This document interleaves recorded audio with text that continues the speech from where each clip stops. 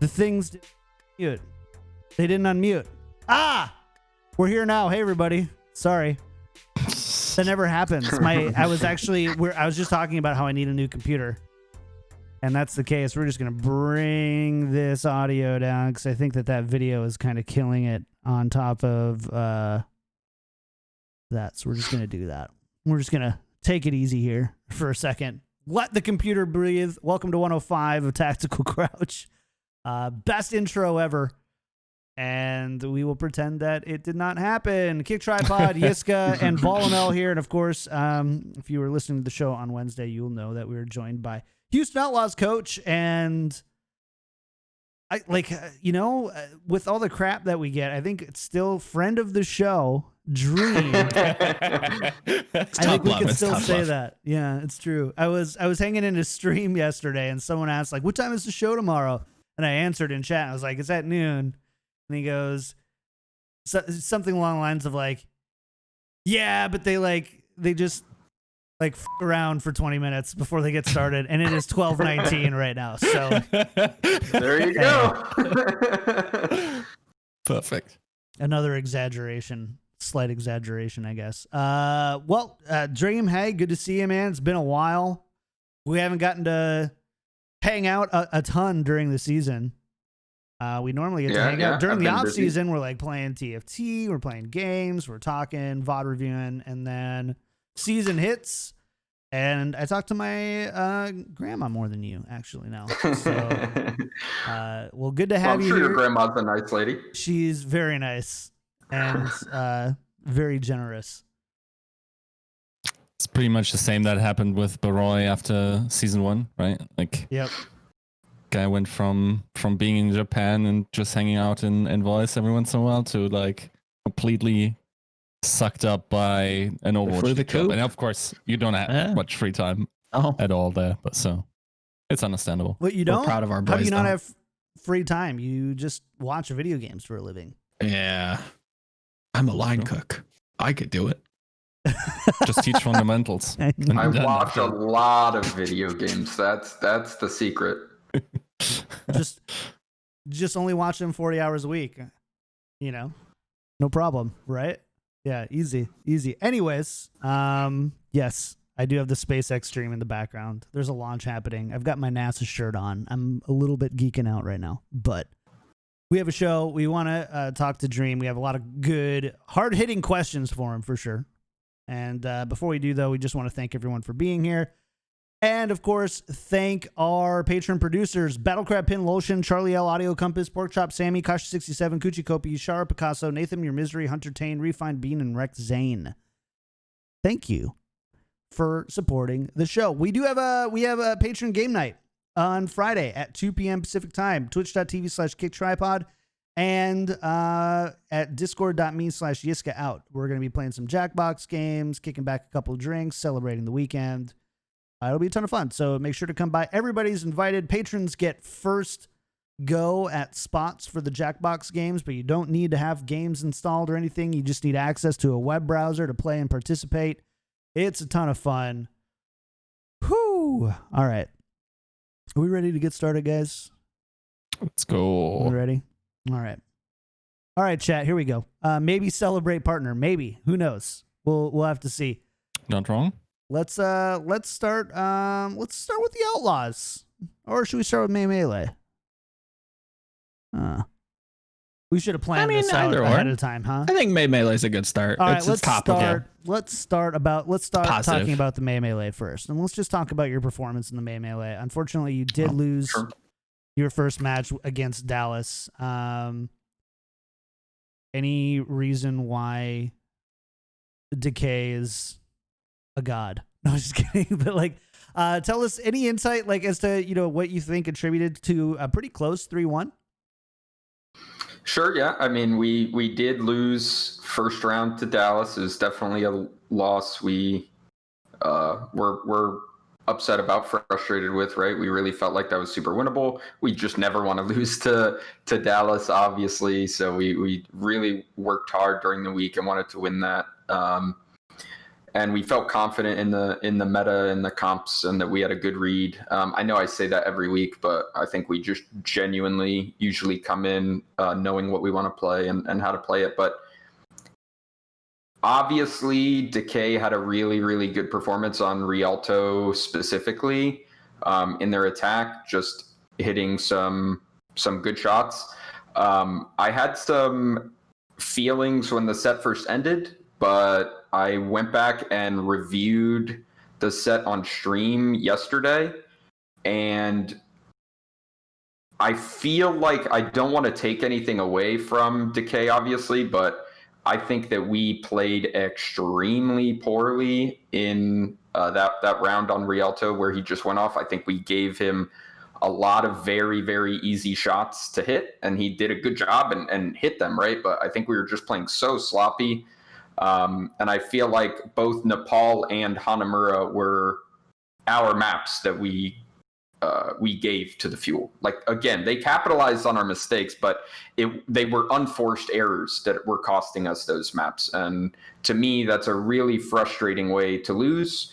Like, we lost earlier in the season 3-0 to Shock, playing a similar meta, right, where it was double shield and Ash Echo a lot of the time. That's the matchup we were playing against Dallas for a lot of this set.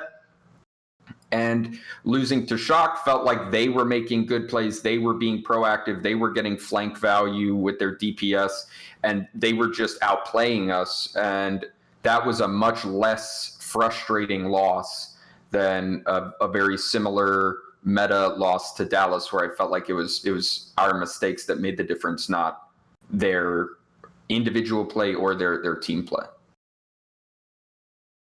When it came to Decay, it kind of felt like this was what a lot of people talk about when people talk about scrims and how dominant some hit scans can be, where they're not forcing errors so much as you just have to be like razor tight on your positioning and how you're taking map geometry into account, where their position, how you're using the information, what you're doing with your shields. Is this one of those instances where you kind of see into the scrim culture and see how dominant a hit scan can be if you're not just on your marks at all times? Is this kind of what hit scan could be? I mean, I'm going to be honest. I went through and watched the entire attack on stream yesterday from Decay's POV, and to see every shot that he took and every shot that he hit, there was only one shot on hydration, on third point, like threading it between two shields on a pole that let them like burst him down so they could win the last fight. Every other shot was just us doing really not respecting this razor thin margin, but just doing dumb stuff, like very dumb stuff, taking really silly peeks, knowing where he is, and like just playing in very bad positions. So maybe if we played better, obviously we're always going to make some mistakes. Maybe if he only has a very small margin, he can still punish us, but he was not, from watching that VOD back, we did not make him work very hard for those shots at all. Yeah, so. Makes sense. Were those positional errors characteristic from what you usually observe in scrims, or did you feel like the mistakes you were making were outlier cases that are hard to anticipate, maybe?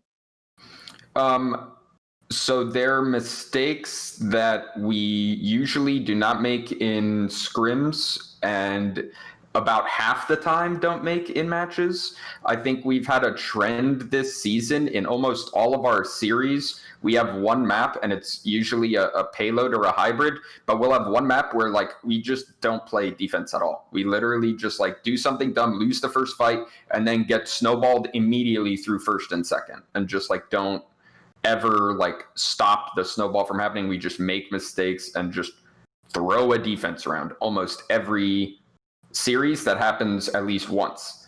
I felt like that's what happened on Rialto. That's just a thing that our team does sometimes. We had a period at the beginning of the season where it was happening a lot. Then we had a period where it was much, much less of an issue. And now we're starting to have that happen again. So that's something that the staff is talking with the players about what we can change internally to make us go back to where we were a little more consistent and having that not happen. But I mean, we basically did that on second point of Blizzard World as well, right? We had a pretty good hold on first, and then we just didn't have a defense at all on second, and kind of threw all of the advantage that we had built on first point. So it's something that we have to shore up as a team if we want to be competitive in a best of 5 series, right? Mm. Did you guys prepare specifically for Dallas in this? Because you essentially were given 2 scenarios, right? Where if Vancouver won or Toronto won and you were able to make your picks, was Dallas the team that you prepared the most for, or prepared? Yeah, Dallas was the only team we prepared for in both scenarios. No one picked us, and Dallas was left to play us. So we knew who we were going to play and what time we were going to play them as soon as they did this like midweek draft thing that they did. And again, credit to the league. I think that was a great and fast adaptation to where the teams that were the 9 to 12 seed in NA weren't going to know their opponents, and also weren't going to know what time during the day that they had their match on Friday. So that meant that there's like an 8-hour window that you can play. So that makes it really hard to make sure that you're warmed up and prepared and ready to play the match. Whereas all the higher seeded teams that you're playing know exactly what their time slot is. So that's just kind of like a silly way to give a seeding advantage, in my opinion, right? That's just not really a good way to reward the higher seeded teams. So they went ahead and did what they could to fix that in the midweek. So big credit to the league for making that adaptation, honestly. It made things a lot better for us and the other low seeded teams. But yeah, we knew it was Dallas. We were prepared for Dallas. We knew what sort of comps that they were going to want to play. Like we were prepared. It was not an issue of preparation at all. I would argue that we were probably one of the more prepared teams in the tournament for sure. We were we were on top of things. We just didn't show up on the day, unfortunately. So That's how tournaments be. Yeah, that's how tournament. Well, I mean, let's talk about this tournament, because this was a pretty big deviation from what we've been doing for the past few months. So from a coaching perspective, like, just how do you like the Melee tournament format compared to the like more straightforward, just kind of here's 28 games in a row league structure that we were getting before Melee was announced?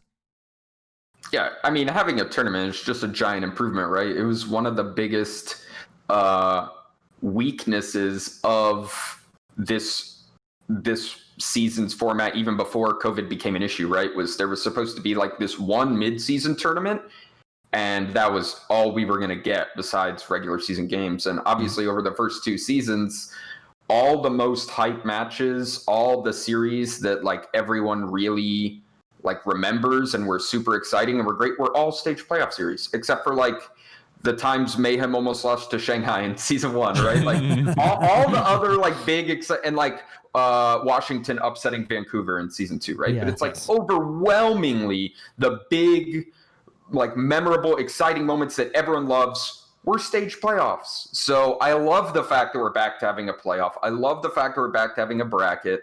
That's so much more exciting. It's so much more fun. I want to compete in a bracket format also. Having just a regular match each week it's just such a kind of like boring slog through the season. And I would much rather have this tournament format. I'm so glad that we're going to that. And I hope that we have some similar tournaments next season as well. I have no idea what the format will look like, but I hope that we look at this and say, hey, this bracket was really, really good. Let's push more into that. I think they can still do things better with the format. I think having matches start on Friday when some teams had matches on the previous Sunday, so you give Monday as like one off day, and then you only have 3 days to prepare for your first match. That's definitely less than ideal. I hope that there's some sort of solution that can happen there. I think that also the short week having a new hero pool, whether it's no hero pool or there are bans, I think could be changed. I would love to see that extended.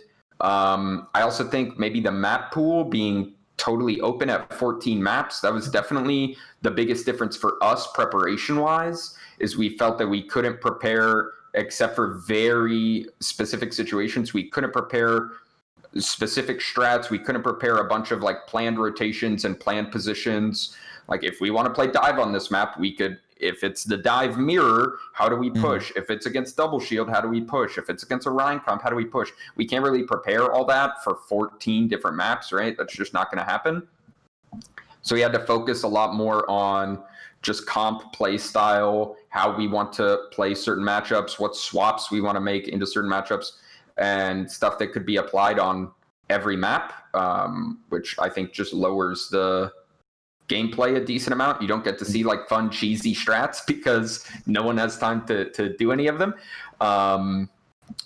So yeah, I think there are some changes they can make or improvements they can make, but I mean, the fact that we have a tournament at all is great. And I think we saw a decent increase in viewership, just a huge increase in general excitement and positivity about the Overwatch League, both in the Overwatch community and the esports community as a whole.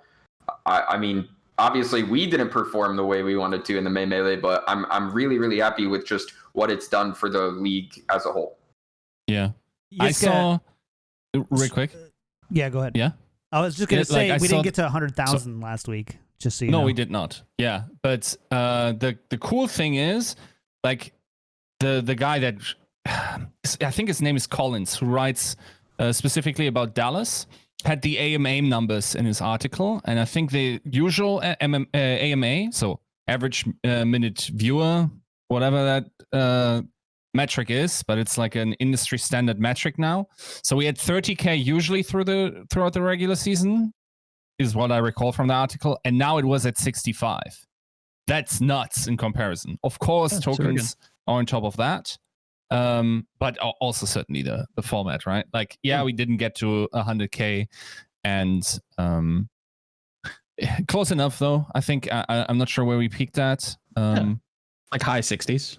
Yeah, like I saw 65, 67, I think. Oh, I'll take it. Again, like it's not something that like I'd love for it to be at 100K. If it was at 100K, I think that'd be sick, but it was just too much too soon. I think maybe the next one, with how much the break is going to impact it, possibly any kind of changes that they're going to be doing with, June or July or whenever the next one's supposed to happen, that definitely could. So I'll take it. 85K was peak apparently. Yeah, I mean, wow. 85K is really high. That's incredible. Especially for a YouTube stream of an esports event, right? Yeah, that's not where you're going to hit super high numbers.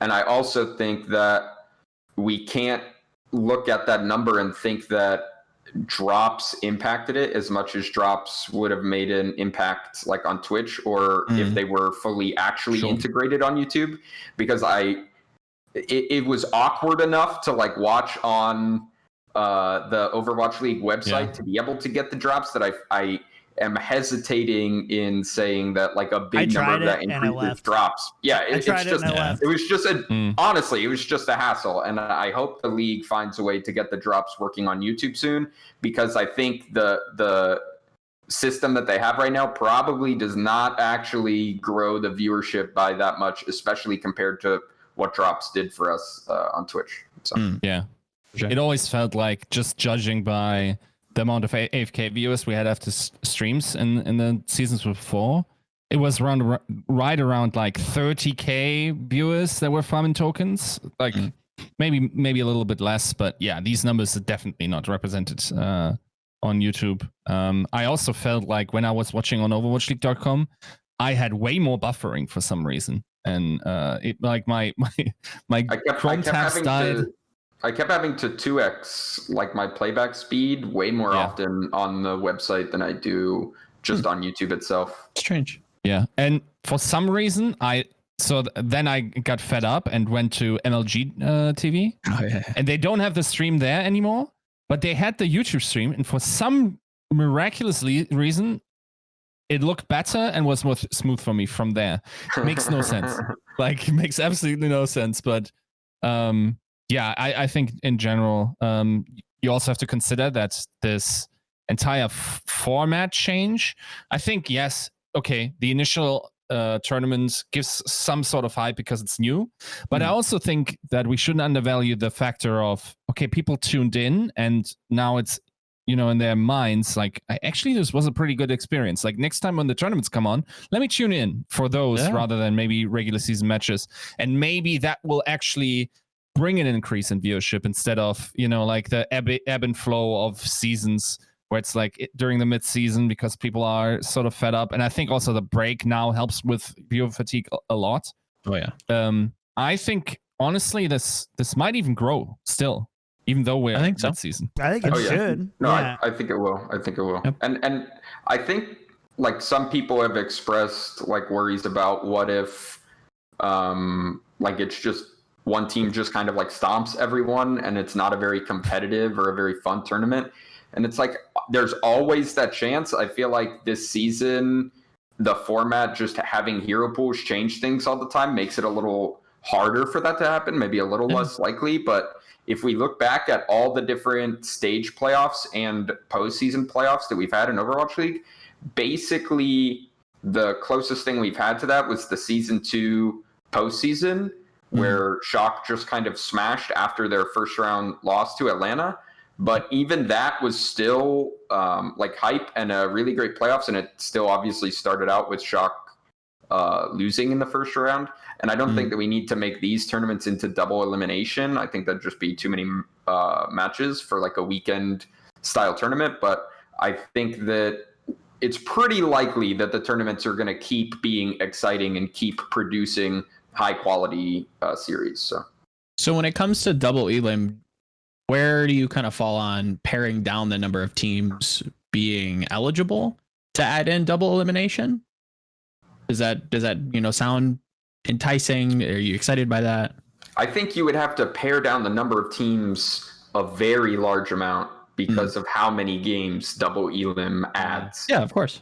It would have to be like only 4 teams or something like that per region. And that's one of the other things that I'm not a huge fan of in this format, where, for example, like Mayhem, Guangzhou being like the first seed in the tournament. I mean, I guess that's not the biggest deal, but the big problem that I have is you can just win one set in Asia in the bracket and get those bonus wins in your record. Yeah. And that's not the case in NA. You have to make it through more rounds. And I'm not sure what the convenient fix to that is, but that's one thing that I don't like about the format. And I think if you had to go double elim and lower it to like 4 teams or whatever, that would also like really heavily punish the NA teams versus the Asian teams, right?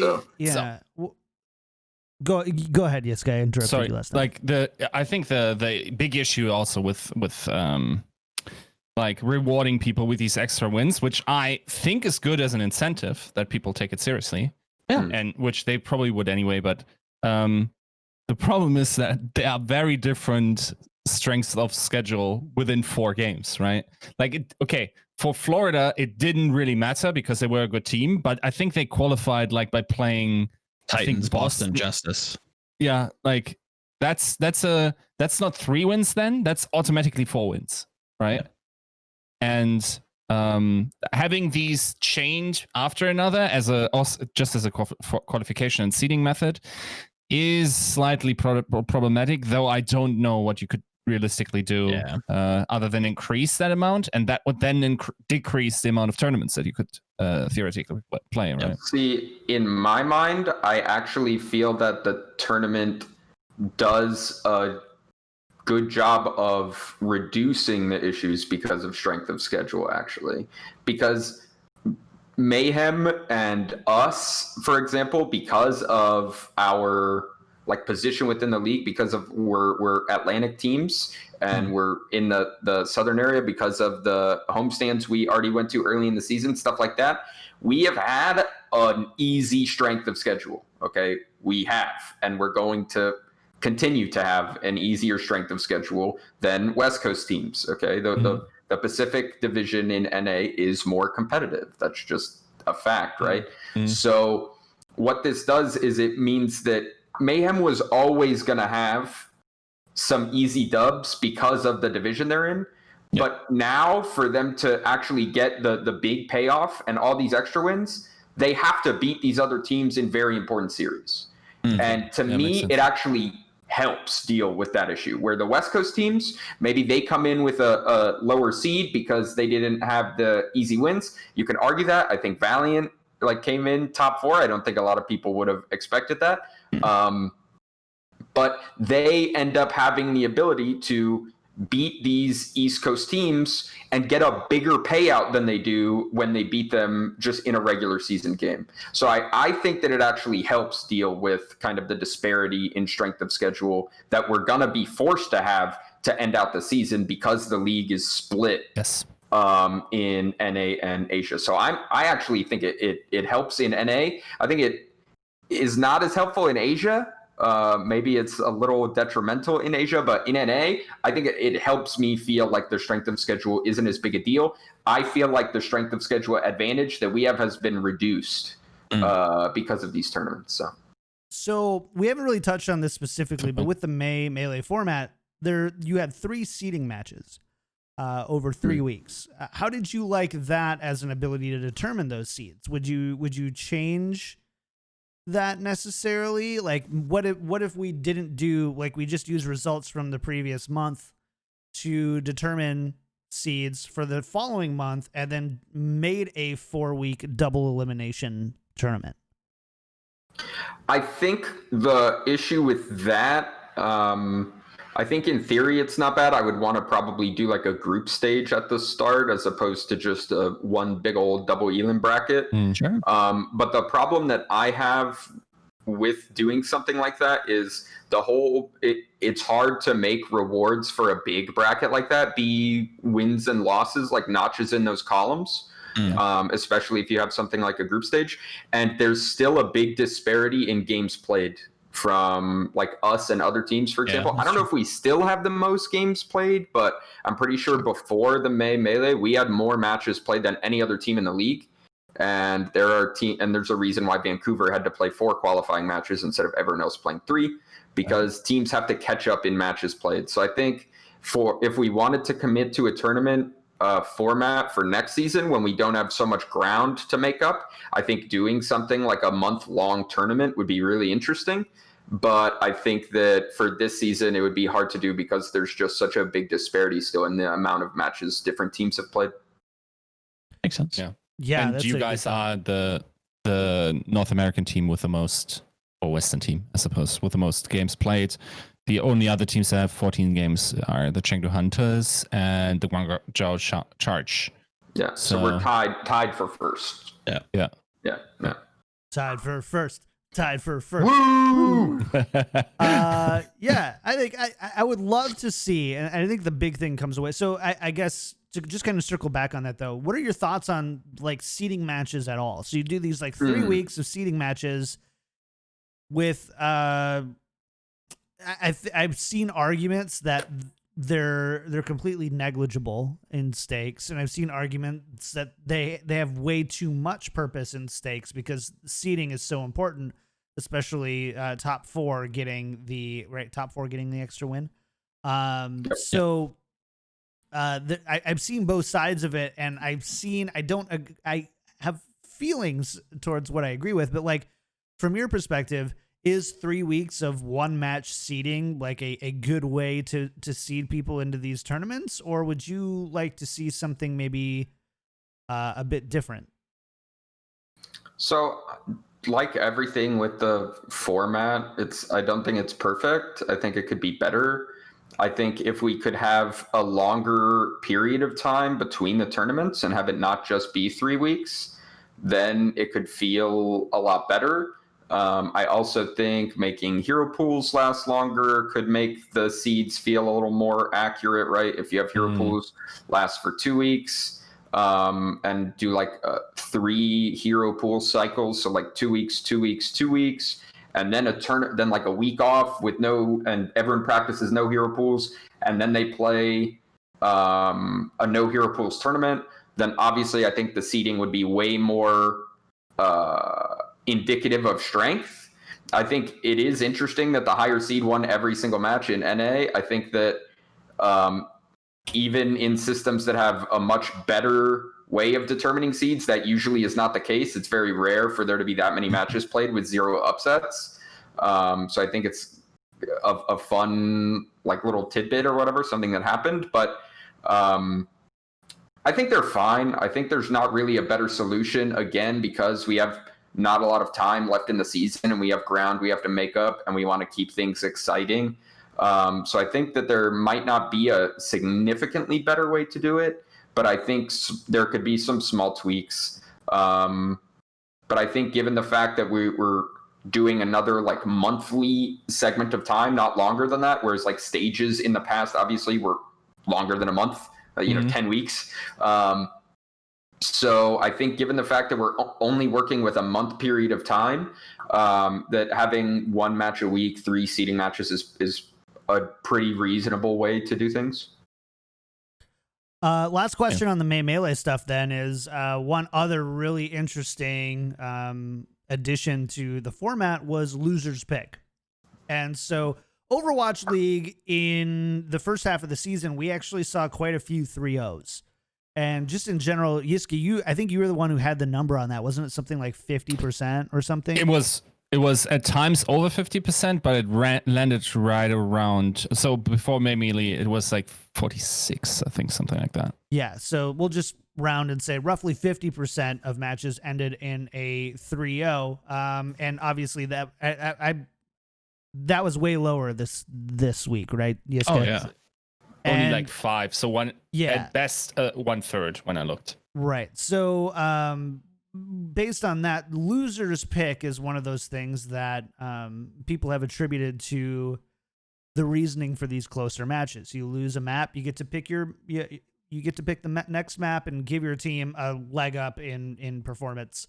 How do you like loser's pick as just like as a coach who has to prepare, and how does that affect how you prepare for matches at all?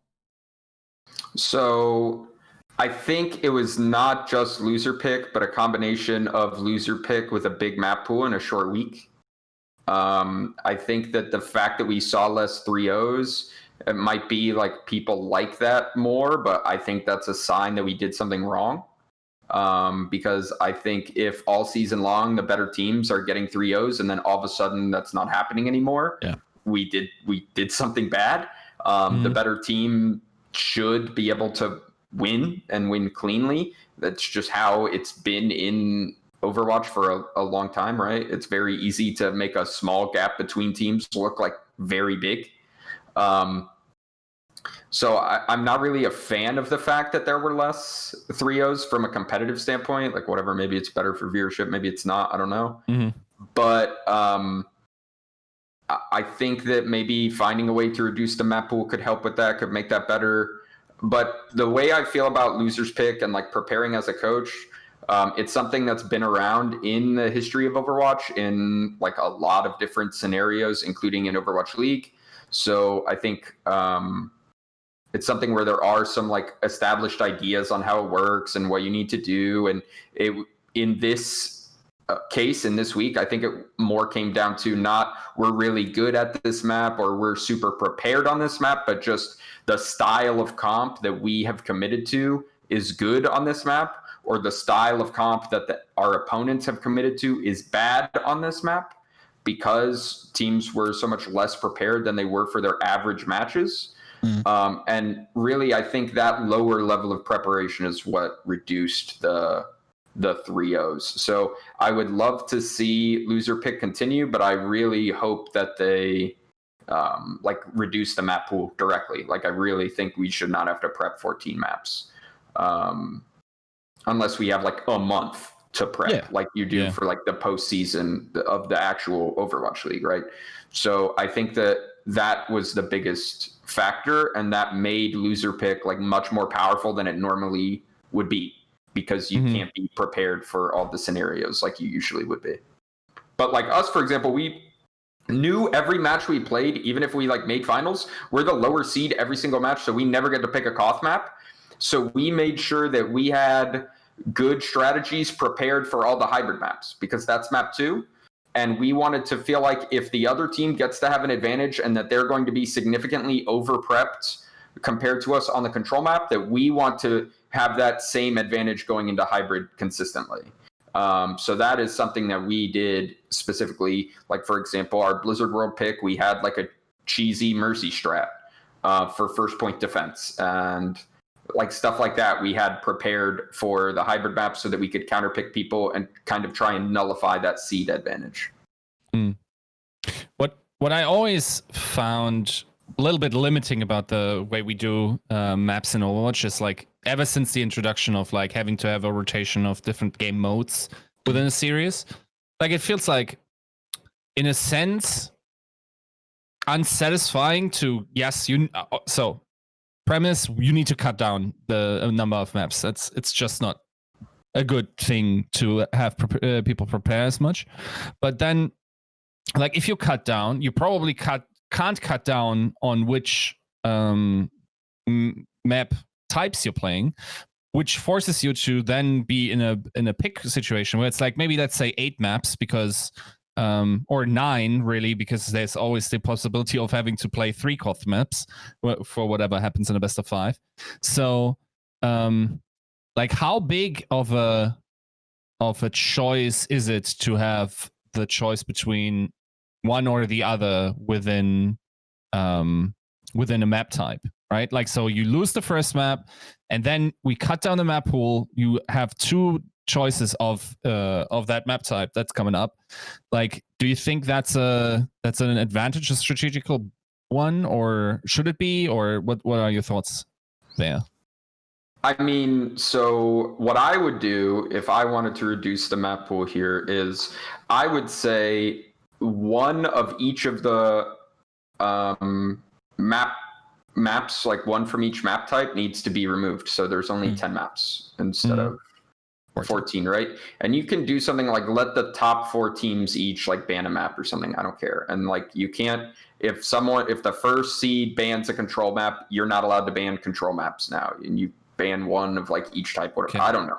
But something like that, right? So that it lowers the map types, but or the maps within each map type, I think is what's super important. But like, for example, the hybrid maps for Melee were Blizzard World, Kings Row, Hollywood, right? And for this tournament, there was very much a kind of 3 metas that were the 3 types of compositions, the broad archetypes. All 3, at least in NA, were decently represented. There wasn't very much Rhine in Asia. There was like double shield, like London just hard committed to double shield. They never played anything else, right?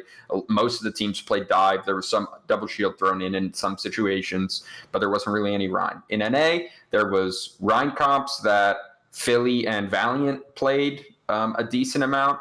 There were lots of teams playing double shield, and then there were dive teams as well. Like we played dive, Philly also played dive. But yeah, so there were 3 like archetypes of comps, and in those 3 hybrid choices, they favor each of the 3 comps, right? So Kings Row favors the Rhine comps, Blizzard World favors the dive comps, or I'm sorry, the double shield comps, and Hollywood favors the dive. So it gave you that very clear option when you're picking of, I'm playing this style. If my opponent is playing a different style, I can just pick the map that favors my style and doesn't favor theirs, right? So it was a very clear delineation in my mind on like which maps you needed to pick. And it wasn't as strong in the other map types, but it was still relatively there. Like Anubis is just kind of bad for everything. It's just a bad map, I think. In Hanamura, dive is like really bad and really hard. You either have to play, the double shield or the rush. And then Volskaya, you definitely cannot play the rush. You can play the dive or the double shield, right? And then in Control also, there's like Nepal and Lijiang, which are really good for rush. Ilios and Oasis, they're both... Ilios is good for dive, Busan is good for dive and double shield, and Oasis, you can play anything. So there were like fun kind of guiding ideas on like which maps teams should pick based on those matchups. But I think that reducing it to only 2 maps of each type still gives that interesting strategic choice. You really don't need 3, in my opinion. I agree. I think that even looking in the future, like Melee of 2021, when now we have Push, a whole nother game type that we have to learn, and you guys have to prepare for the number of maps that are going to come with that different game mode. Like, we should already start to pare down the maps because you're going to have to learn. Well, we'll see. I mean, I'm still holding out that Push will get added and 2CP will just get removed. Okay. So we might end up with the Makes same sense. number Okay, of interesting. map types. That's my hope in my heart. I have No no reason to way. think that is happening at all. Right. Yeah. Is that what you prefer? What do you mean? You'd prefer that? You'd prefer 2CP to removed and Control to still be like the most important game type? Oh yeah, I mean, Control has its issues or whatever, but 2CP is just a trash can game mode, and all the maps are awful. Just please take it out of the game. I was like, okay, I know I can get him on hero pools. I know I'll get some spice there, but I'm pleasantly surprised that we're flaming 2CP. This is good. No, I hate 2CP. You can't be a competitive Overwatch podcast if you don't flame 2CP. If Gibraltar wasn't in the game, then like however many 2CP maps there are, whatever, like 5 or something, would be the 5 worst maps in the game if it weren't for Gibraltar. Like 2CP is just garbage. It's terrible. Fair enough. Gibraltar is your worst map. Yeah, I think Gibraltar's the worst map in the game. Jesus Christ. Not Paris? No. I think it's Gibraltar. All right. Okay. It's such a tenured map. I think I can see why, but I'm also like, dang, dude, that's Gibraltar. Like, yeah. I get it. It is what it is. I also understand it. Let's talk about the best map. What's the best map, real quick? Yeah. Ooh. I don't know. I like maps I like maps that let you play a lot of different styles. Maybe Oasis. Yeah, maybe Oasis. Like CCP is just fun. It's my favorite one to play. You like that's bold of you. Wait, did I say 2CP? Yeah. I meant Control. Oh, okay. I was like, that's bait right there. That is bait. No, I meant Control. I'm sorry, I'm distracted. I've got timestamps and things to keep track of. Simmer down, you chat. Jeez, you bunch of piranhas. Just yeah. Oh, I like Hollywood a lot too. Mm-hmm. Another tenfold. Yeah, interesting. And Hollywood's, it's an OG map. Mm-hmm. Yeah, just OG. Okay, let's talk a little bit about the Houston Outlaws. And I'm going to timestamp this just so I don't forget. Perfect. I think one of the recurring themes that we've seen questions about from the Outlaws, whenever we've seen you play, we're always live watching you guys play in Yiska's Discord. And recently, Hydration has started playing a ton in the main tank role, and we've seen Muma sitting. Can you give us any insight as to why we're seeing Hydration and why we're not seeing Muma? Sure. So I think in general, they're both really strong players. I think Muma has about as much experience as any main tank in the Overwatch League right now.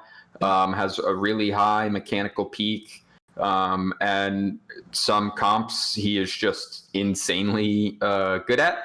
And I think that Hydration also has a ton of experience in Overwatch, just not as much at the main tank role, obviously. Yeah. But he's just a very, very flexible player with a really, really good mind for the game. And he's really good at like thinking on his feet and helping the team adapt.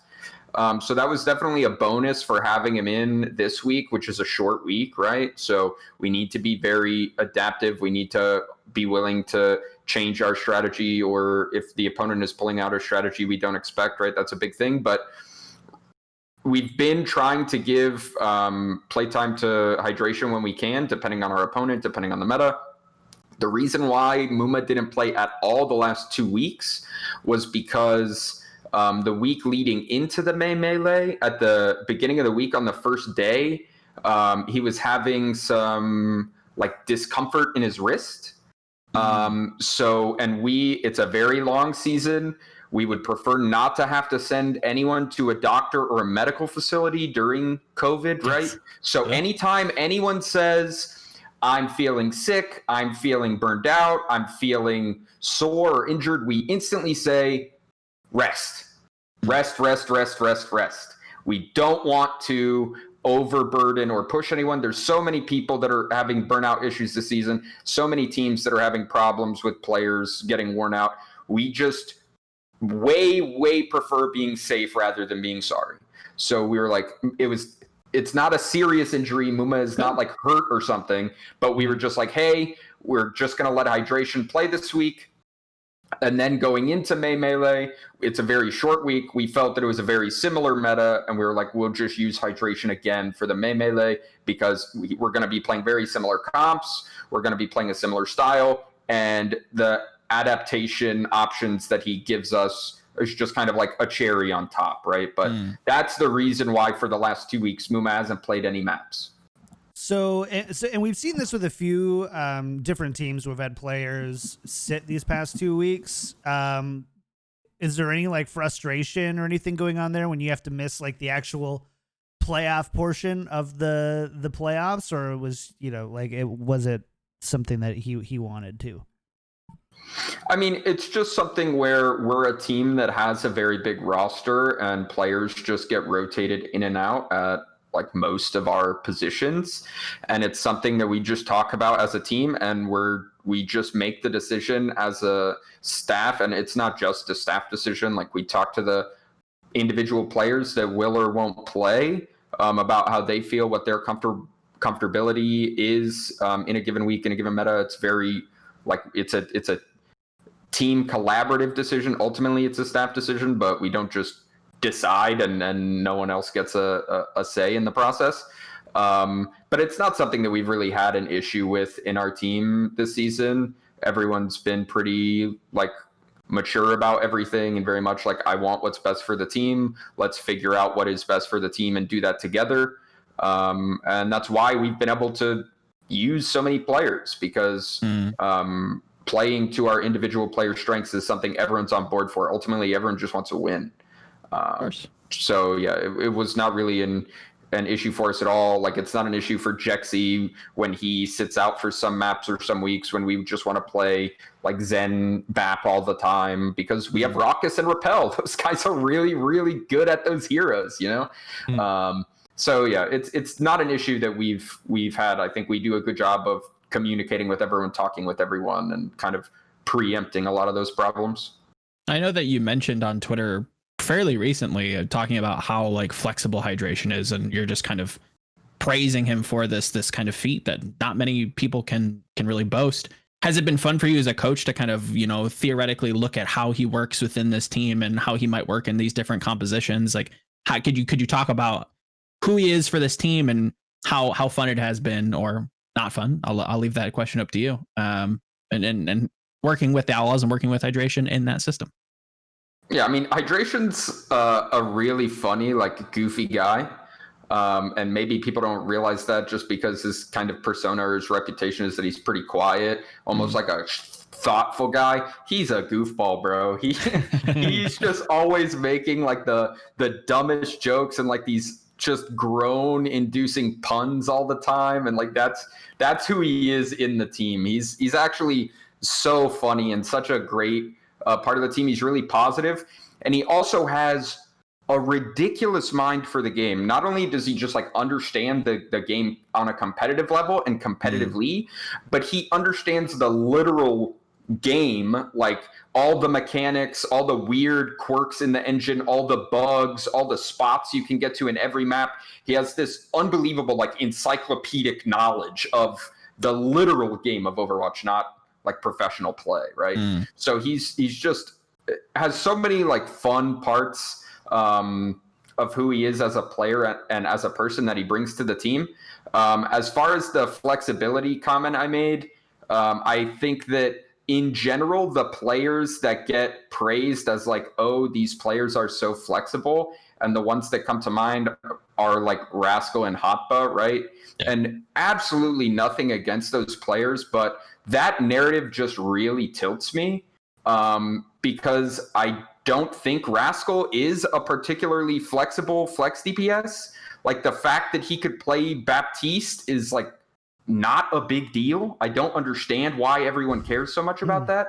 I don't understand why everyone cares that Hotba played Tracer 2 years ago. Like these are not overly flexible players. Like they're not. Like to me, someone like Architect is more impressive than someone like Rascal because Rascal plays a bunch of flex DPS and he can play all the flex DPS heroes. None of them to what I would consider like an elite level. Like I don't want there is no flex DPS hero that I'm like, oh yeah, I want Rascal in a one-on-one against the actual elite flex DPS in the league, right? But you look at someone like Architect and he's terrifying on Widow, on McCree, on these pure hit scan heroes, and he can pull out Genji, he can pull out Pharah and beat your Genji ace and your Pharah ace, right? Like that is an impressive, flexible player to me, not Rascal and Hotba. And for me, Hydration has shown more flexibility than anyone else in the league because I don't think anyone else has played 4 or 5 heroes at 2 different roles. There is no one else that's done that. Hydration has played every main tank in the Overwatch League and performed well on every main tank hero in the Overwatch League. And he performs on flex DPS also. So I truly don't think that anyone else has the level of flexibility or has shown it on the Overwatch League like level that Hydration has. And it annoys me that so many players get this extra hype and all this narrative behind them as being a flexible player. But for some reason, Hydration gets like left out of that. So yeah, I hope that people take his flexibility more into account. I think I also think too that there is an inherent bias in just like the overall performance of the teams, like at all, especially like on the shock. Like you're a flex person. I mean, Architect's been on the shock, bro. True. That's true. And he doesn't get any of the love. I don't. Yeah. Maybe since he's presumably going to be getting a bunch of starting time on the Spark. Yeah. Hopefully he gets some of that credit as one of the really, really flexible players. That was the second point, is that the other players, like, I think have a little bit more consistent, not necessarily this year, but a little bit more consistent play time as well, right? Where it's kind of weird when you're really flexible, but you're also playing like whatever 60% of the time. That's a random percentage on these different roles. Like, does that make you look flexible, or does that make you look like someone who's grinding something specific behind the scenes for a team? And what I don't think fans and even some people who are more than just casual fans quite can translate that that's not how Overwatch works. Like, I think there's this kind of idea that like if I play Zarya today and Coach Dream here tells me that you want me to play Baptiste in 3 months, any player can just grind Baptiste for 3 months and boom, they have a Baptiste and now they're a flexible player. Like, that's just not quite how and I mean, and that's the situation that Rascal was in last season, right? It's not like he was playing a bunch of other heroes before he started busting out the BAP and before Shock tried to use that as their like Sombra Goats counter so that they wouldn't get forced off of Goats, or their DPS comp counter so they could keep playing Goats into these like more difficult matchups people started coming up with later in the season. And again, no disrespect to Rascal. Rascal is a very good DPS player. And he can play basically every flex DPS hero that you need him to play, even though he's not going to take like 1v1s with the stars at that level. The stars almost never have that wide of a hero pool the way Rascal does. Like he is able to play a lot of different flex DPS, but I just think he gets overhyped as like the paragon of flexibility in Overwatch, and I don't think that that's accurate. And Krusty has made it clear that he doesn't do the dishes either, which is, also But that's not always bad. Like having a player that pushes back. Of course, when you have a head coach that really hasn't missed yet, maybe it is, but generally, like as a quality of a leadership figure, it's probably pretty good to have someone that doesn't just accept. I would say you don't want that person to be the flexible DPS and they're just swapping to all these dumb heroes all the time that you don't want them to swap to. I would say that you don't want that person to be your flex DPS. Yeah. You do not want that personality to come from them. Yeah. All right. Yeah. It's more like in the locker room. But the only other player that I can think of that fulfills the outline criteria that we've given is... And I understand when there are arguments being made against that, but I think it's Erster because of him having played Diva as well. Like a couple. I think if you would look at the stats, probably a couple played of Diva. Who cares? True. That is true. I mean, who cares? We'd have to Blaze's also played Brig, bro. Brig's a support now. Like I mean, I think Erster is, to me, Erster is basically a better Rascal. I think Erster can play all the flex DPS in the game and be a superstar on almost all of them. That to me, Erster's one of the best players in the world, and I hope that we get to see him a lot more this season. I have no idea what the situation is with him, and I wish him well. I wish Atlanta well. I hope we get to see Erster. He's just too exciting a player for us not to get to see him play. So I'd love to see more Erster, but Erster, I think, is easily within the caveat of DPS players, the one that jumps out as being incredibly flexible and having incredible high peaks. Especially if we see that flex in Overwatch League, right? Which is the big thing we're missing right now. I think moving on to this a little bit.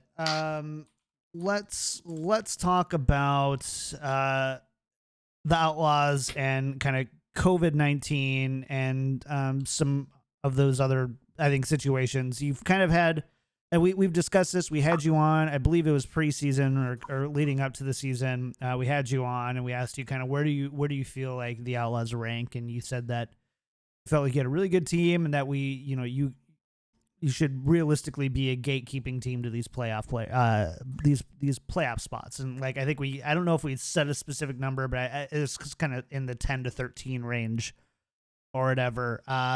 Not quite there at the moment. And that homestands canceled, COVID's there. It's not like I don't think that this season is on the wish list for, what you were kind of hoping for as for the season as a coach. But what are the emotions like among the organization, the team, the players? How is everybody kind of holding up? And I know obviously that you're not going to be it's horrible, man. No, everybody's dying. Nobody is happy.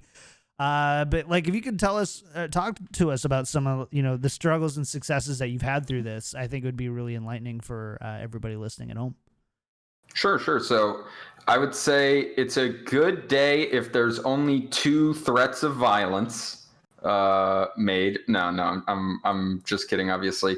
I think a lot of there's a lot of kind of horror stories floating around in the amongst the league of struggles different teams are having. Obviously, most of this has not been publicized at all, but a lot of teams and a lot of individuals and teams are just understandably having a really hard time right now. We're just in a situation globally that is not great. The league has been having some struggles adapting to that, as well as adapting to other changes we made this season, like the platform change, like the hero pool change, like stuff that is not related to COVID, that is snowballed with COVID to make things really hard, really difficult. But I think we are one of the teams that is doing a pretty good job of staying on top of that stuff. Like I said, anytime people are not feeling well, whether that's a physical thing or if it's just a mental thing, like, hey, I'm just like burned out, I just need a break. We make sure that they have that time. And that's something that our large roster gives us the ability to do. And so some other teams that don't have the ability to do that, maybe it's not that the team and the staff like don't care. It's just they literally don't have the personnel to be able to give some of their players a break, right? So that's definitely a strength that our team has. And we feel like we're a team that when we play well and when we play at our best, we are a good and very competitive team. So the fact that we haven't had a great start to the season is frustrating, but it's also pretty motivating that we feel like there are times where we play really well and we're a very scary team. So it's very much like an attitude of like, we're so close. We keep getting like so close to being the team that we know we can be. And that keeps everyone motivated and working hard. And we're all kind of together on that goal. And people on the team, like people are just friends with each other. So it's easy for us to like talk through certain issues and make sure that everyone has people in the team that can listen to them, so everyone feels like they're heard and they have like allies and friends within the team. So I think that we're doing a pretty good job, all things considered. Obviously, even in a perfect situation during the season, there are times where people are just going to be a little frustrated or upset. Like that happens, no big deal. It's just we have to, push through and deal with that as a team. And I think so far that we've cleared all those hurdles, at least so far this season, right? There's still maybe half roughly of the season to go, but so far I think we've been doing pretty well.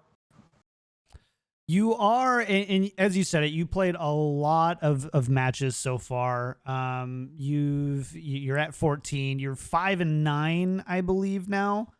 I don't know if that includes Melee or not, and I don't know how that all calculates. So, but you don't get losses for Melee. You just get bonus wins, right? Right. Mm-hmm. So I guess the ultimate question becomes,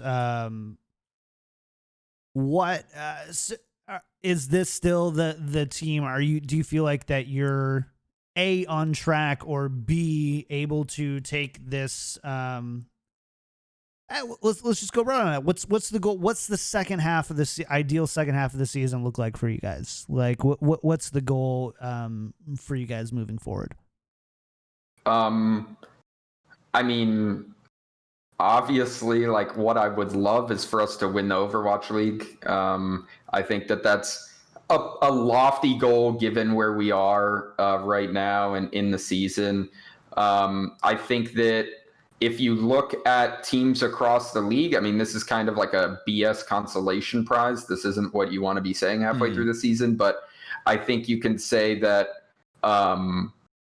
outside of Florida, we have probably improved the most from the start of the season to where we are now, in my opinion. I think some other people would throw Valiant in that discussion, but that's just because they were dumb and underrated Valiant. So, yeah. I am sick of everyone acting like it's a huge surprise that Valiant is good.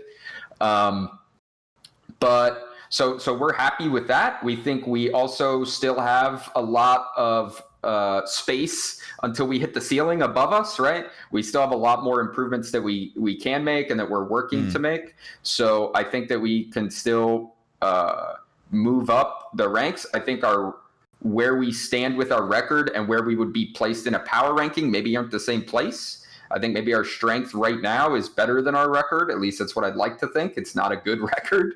But realistically, I would be reasonably happy with top 8, top 6 in postseason. That I would be like, I'm not mad at how the season goes if we end up there. In my mind, I would love to, make the semis, make the finals.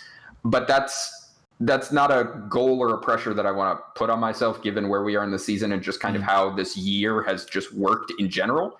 But I would be personally pretty happy with top 8, top 6 in postseason, and I think that's still a high goal, right? That's not like I'm undercutting us or like selling us short. I think we would have to improve a lot to get there. I think we have that potential, and I would be happy if we met that potential and made it there. Yeah, let's not forget 0.5 was usually where the cutoff was for play-ins last year. Like you're at mid-season point. If we assume if we're trying to reach that 28 season goal, so you would have to go +4 throughout the regular season, which would, all things considered, and depending on your strength of schedule going forward, would have to be considered a very good second half. Or you just win, June. You just win June, get an extra 3 wins. Makes it a lot easier.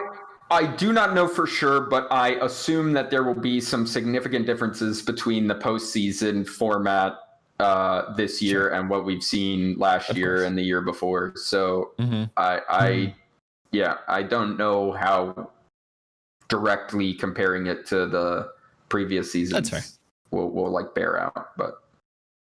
When it comes to how you guys have, progressed throughout the season, one kind of narrative that really was shaped by that interview you did with Sideshow was this idea that you guys really aren't showing what you're capable of. In scrims, you guys are this team that performs and can beat some of these names that maybe you haven't seen in the Overwatch League yet, or maybe you haven't shown up on that day. Do you think that you have improved on that front of bringing or transitioning how you're performing in practice to the stage? And do you think that's a valid narrative? I mean, yes, it is a valid narrative. Unfortunately, I think if you ask most of the teams in NA, we are a very good team, honestly, in scrims, and we scrim like the good teams every week because we perform so well in scrims. Christopher in chat, can you confirm? No, I'm just kidding. I think we also usually get a good read on the meta, and we get a good read on the meta early.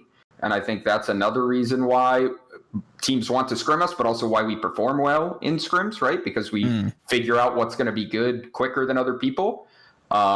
In most weeks, obviously not every week, or we figure out what will work for us faster than other teams figure out what they want to play. But yeah, I think if you talk to most teams, we clearly overperform in scrims compared to our performance in matches. It's like, it's not close. And obviously that's frustrating. And that's been an issue of varying degrees during the season. Early in the season, it was definitely like that. And then it got a little bit better, and then we're kind of slipping back into that again. But there are some things that we've fixed that haven't gotten worse again. It's just kind of other issues have popped up. There are new mistakes that we're making on stage that we have to fix that we weren't making at all before. So that's frustrating in its own way. But yeah, I mean, I think that we are still in that position. I think we've improved some of those things, and as of recent, some new on-stage specific mistakes have started happening that we're just going to have to tackle if we want to, be the team that we are in scrims. Of course. One thing that Harsha mentioned recently with Monty's new talk show was the idea that you guys kind of came into the season and still kind of had that old Houston stagnation in terms of style, but are now or have since then adapted to really what works for you. Could you talk about that transition and that evolution? Has that something, do you agree with that kind of sentiment? Would you kind of push back on Harsha on that? I haven't seen the podcast that he did with spoilers. Monty, thanks, Joe. And Packing and them. I think I watched like the last 5 minutes, and Harsha didn't say anything the whole time, which was pretty funny. But I think we definitely came into what was clearly a very established Outlaws team, both in the players and the approach to the game and the organization. And all of those things have changed since the offseason, right? It's new ownership, it's new management, it's new coaches, there's new players. There's obviously like it's not like it's an entirely new roster, but there are new players added in that have been an important part of our successes when we have them this season. So I think that we did do a lot of learning and discovering, not just in our in-game style, but just our team culture and how our players work, how our team just kind of works, what sort of feedback works for us, what sort of strategies work for us, what our priorities need to be as a team. And I think that all of those things look very different from what they looked like last season. All right. Oh man, this one could be interesting, or could be the duddiest question from the entire episode. So here's the thing. There's obviously a lot of movement going on in the Overwatch League right now. The Justice are almost an entirely new team, losing Corey and Stratus, half losing Stratus, whatever. We're not gonna quibble over that. Chat, settle down. The Vancouver Titans obviously completely dismantling. Overwatch League introduced 14-day contracts, lowered the minimum number of players on a roster. Can you provide any insight at all as to why the Houston Outlaws, who, you know, as you said, you're 5-9, you're gunning for, like, man, what does it look like to be a playoff team, or, you know, a mid-tier play-in team into the end of the season playoffs, whatever that may look like, to your point. Any insight as to why we haven't seen any new players or utilize the 14-day contracts for the Outlaws specifically? I mean, in general, we feel like we made good moves in the offseason and that we acquired some really good talent to help fill out our roster in the offseason. We're at 11 players right now. So even if we did want to sign someone, it would only be one player. And I can't really think of a position where it's like the answer is a new player, as opposed to the answer is us just playing up to our like potential and what we show every week in scrims already. Like, I know already that we can be a good team. So I'm not certain that the approach of like, oh, we just have to swap someone out and that will fix everything or even fix anything. I'm not sure about that. I mean, maybe, but I just don't think that the problems that we're having are ones that are solved by just like a quick upgrade or a patch up as far as a player move. But as far as the 14-day contracts, I think that those were more put in place to help teams that are having like big struggles in the midseason. And obviously, like, Vancouver just totally replaced their entire team. But the biggest thing for the 2-week contracts from my perspective on like why I would want to use them, like, I don't want to sign someone for 2 weeks that I think is like a good long-term solution on my team. I'm going to sign them to a real contract, bro. Why would I use a 2-week contract to do that? The reason 2-week contracts exist is because sometimes the player that you want to use or a player that's on your team can't be where they need to be to play right now because of COVID, right? So, for example, if Guangzhou wanted to sign someone to a 2-week contract, if Nero is having issues with traveling back and forth because of visa stuff, that's a great use of a 2-week contract in my mind. And I have no reason, this is not a leak, this is not any information, I have no reason to think that Nero's having any problems, right? I hate but that. To me, that jumps out in my mind as, okay, if I'm in that situation, that's when I want a 2-week contract. When for some reason my player can't play. If my player has to travel for visa issues, and that's obviously really complicated right now in the midseason. Or if one of my players gets sick and we don't know if it's COVID or not, we don't want them in the training facility, they need to be quarantined, they need to be isolated, whatever, sign a 2-week contract. But if you're just looking to fix a issue in your team or fill a hole in the roster, I don't understand why anyone would want to use a 2-week contract to do that. That's not really something that I think we will use at all this season, unless one of those issues comes up. Like, I don't think any of our players that are on visas will have their visas need to be renewed or they will need to leave the country at all during the season. But if that happened and they couldn't come back, then we would look for that 2-week contract. But I don't envision any other scenario, or maybe someone gets injured or something. But that's the only reason I think that we as an organization would use a 2-week contract. In terms of other recruitments, I'm thinking like, okay, how do I phrase this so I don't get you into Hell's Kitchen? Like the idea, for instance, that you're currently one of the smaller coaching staffs. Is that fair to say? Because I'm not sure how involved Kumat is in the entire process, but Kumat's on the org side. He's not he's not Do you have Hurek working in a coaching capacity? Yeah, you have it's Hurek, Harsha, yourself, right? Yeah. I don't think that. I mean, that's not a big staff, but I think a lot of teams are using 3, maybe 4 people. I think that's like the standard norm. Yeah. You got Valiant running with 2. Yeah, I think now it's getting there. I would have to look at it. Maybe I'm just misremembering, and I thought like 4 people is just the standard. Maybe that was the case in season 2. Maybe I'm completely mistaken. But is there like a position on the staff? So let me muse into the void, and then you can maybe take it elsewhere if that's too hot. Sure.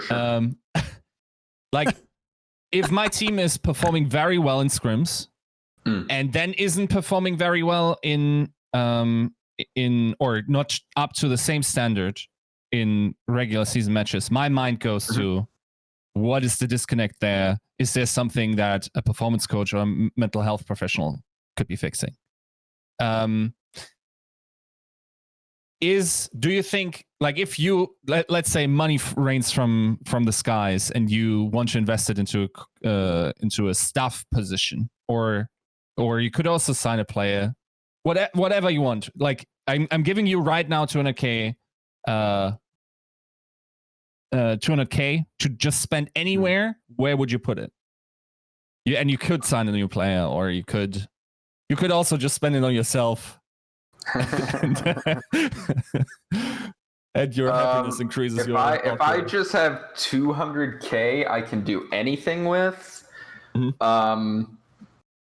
Besides Bring On Tactical Craft podcast is like the harbinger, the official podcast of the Houston Outlaws. Yeah, I don't know exactly. Yeah, no, we already have some podcast affiliation through our ownership Beasley. We have the Checkpoint XP podcast, guys. So I'm sorry, you will not be able to take that.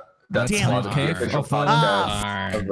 All right. Interview is over. There goes our pitch. It's done. That's not gonna. It's all right. I'll tell Dallas that you guys are looking. I'm sure Envy wants some more content. I can't work with the Vast and Jane. Let's be real. I would rather stop podcasting completely. Okay. Well, there we go. I don't know. That's a really. That's a really weird question as far as just like trying to think of where I think the biggest improvement we could make would be. I'm not actually sure. I haven't put a lot of thought into that. I don't really worry about the budget side of things too much, especially in the midseason. But as to your kind of sort of other question about like a performance coach or like a sports psychologist or something like that. I think in general, that's just a really, really good thing for every team to have. I think that it's undervalued in esports in general. I think it's undervalued in Overwatch. I think that it can provide a lot of strengths. I think that during my time on Hurricane, I don't know if this is still the case, but when I was on Hurricane, we had access to a performance coach. I'm not sure what their official title was, but that was employed by C9 that used to work with Navy SEALs before they went on their missions. Oh, yeah, right? Yeah. Which is like a cool thing and immediately lends credibility to these like esports players that are like young dudes that don't want to let other people tell them that they should take a deep breath for 4 seconds, right? If they're like, Navy SEALs do this, then they're, okay, maybe there's something to this. Yeah, exactly. So, but I felt like C9 had a good way of doing that because it can be hard to justify like a full-time salary of a performance coach for just like an Overwatch League team. You know what I mean? That could be hard to justify. But where C9 does it, where they can have someone employed that can help all their different teams, I feel like that's a really smart solution.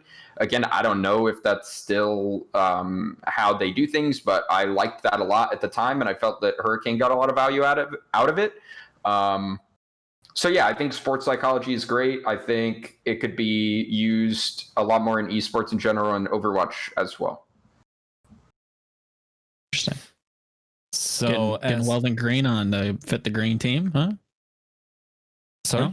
No comment. All right, next. Yiska, shoot. Question. Go. Okay, so then let's. I think if I'm not misinterpreting John's notes here, and I also don't have the timestamp for him, so Unlucky. That's a big unlucky, but maybe more towards general questions.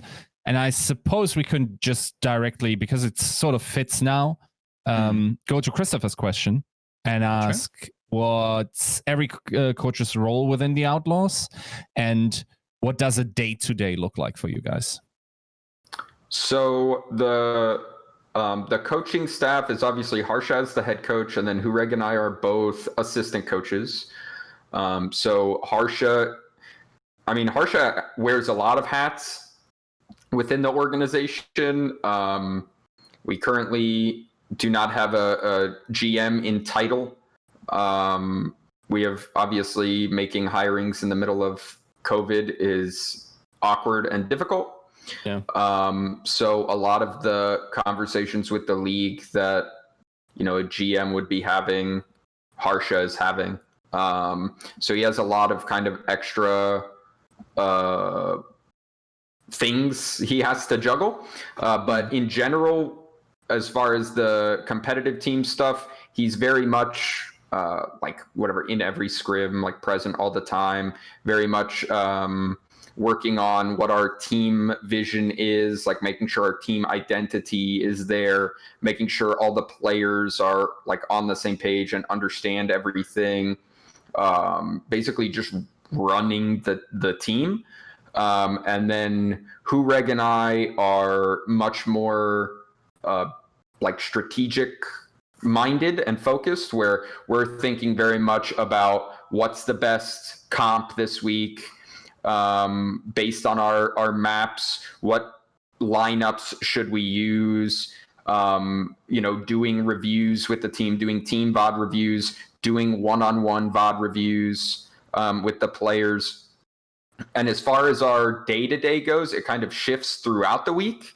So at the beginning of the week, we're playing more blocks and having less review. So we'll do 3 blocks a day at the beginning of the week, because experimentation and iteration is really important when it's a fresh meta, right?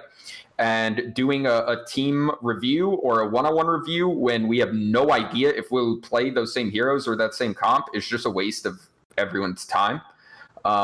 So we'll talk about broad things, or have short 5 to 10 minute reviews after, hey, how did you feel about this comp we played today? How did you feel about this comp the enemy played today? What do we want to look at in our next block? What do we want to look at tomorrow? But more just a small discussion, or a meeting with the team in between every block. And then later in the week, we'll have 2 blocks a day, but we'll have a review before the day starts with the whole team.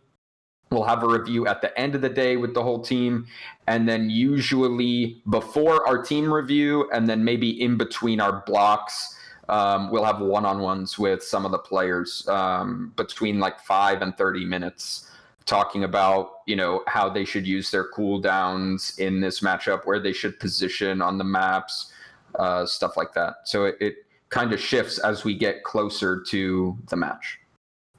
How do you communicate with the Korean players in these one-on-one coaching sessions? Is there anyone that has solid English on the team? Yes, yeah. I mean, obviously, Hureg can communicate with them very well. Obviously, is fluent in Korean, but who is that? Don't be distracted. It's okay. My wonderful partner, Riley. Hi, Riley. I don't know if I can see. Oh, there John I see myself. But Yeah, not like all of the players understand English well enough and Overwatch English well enough that I can do one-on-ones with them. It's not a problem at all.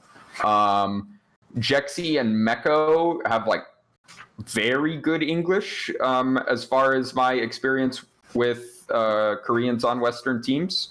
Meko obviously doesn't talk a lot like publicly or whatever, but he actually speaks very, very good English. And Rappel at the beginning of the season was still good enough in Overwatch English that it wasn't a problem, but he's actually put a lot of time in working on his English and working with Sophie, who gives English lessons to all our Korean players and staff, and also gives Korean lessons to the majority of our English-speaking players and staff.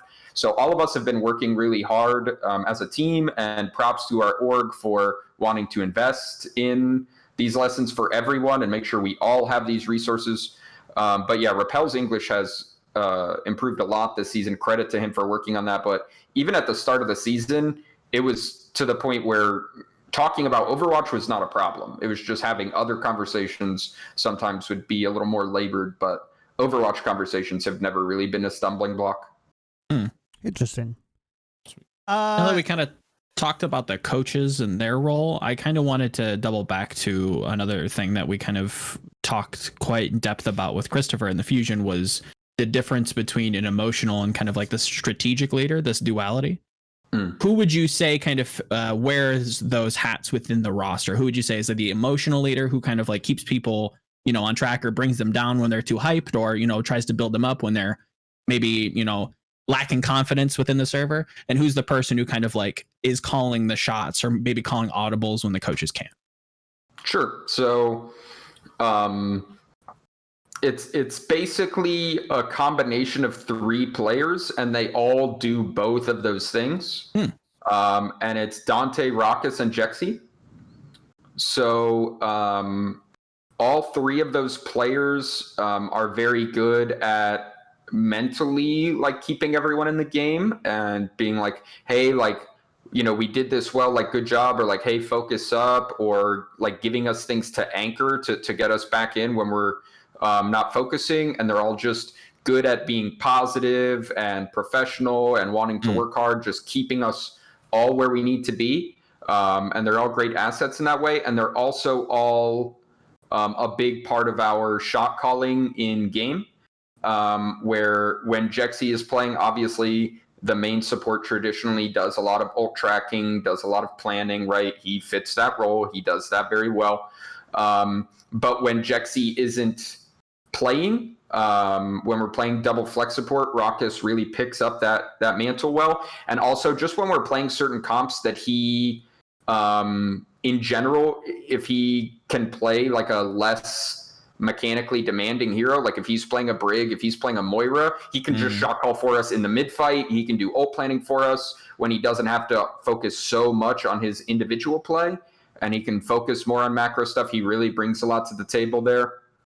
And then Dante, also very much an emotional leader, very positive, and is really, really good at making plans and talking about what we can do with our ultimates or what plays we can make to be proactive and go before the other team, talking about what he thinks the other team wants to do this fight so that we can come up with a play to deal with that. So we kind of have 3 players that do both of those things at the same time.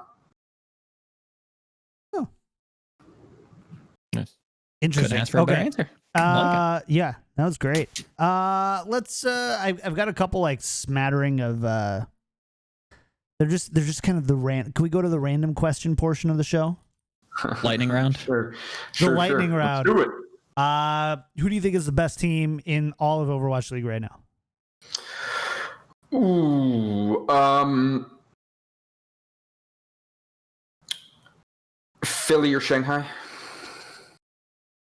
Oh, not Philly shocked. or Shanghai. So you're saying Yeah. flip a coin and pick one, or do you have a preference between those two?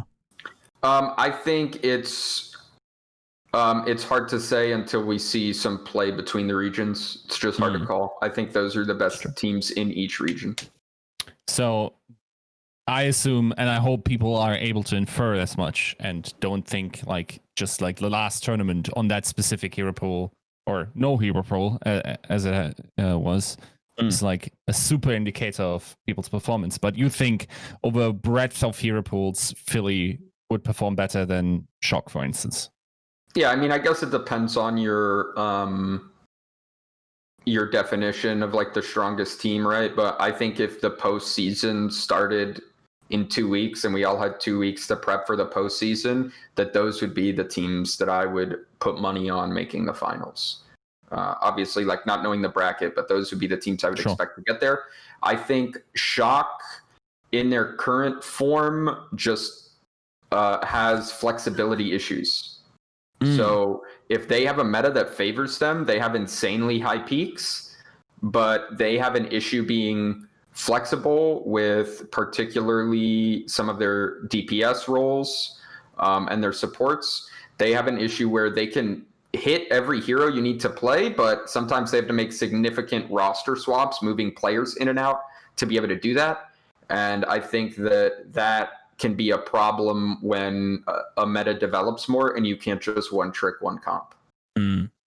That's by the way, just as a side point, always interesting. Like also reading the AMA with Krusty, where he said that they want to move Moth out of these compositions where they have to play double flex supports.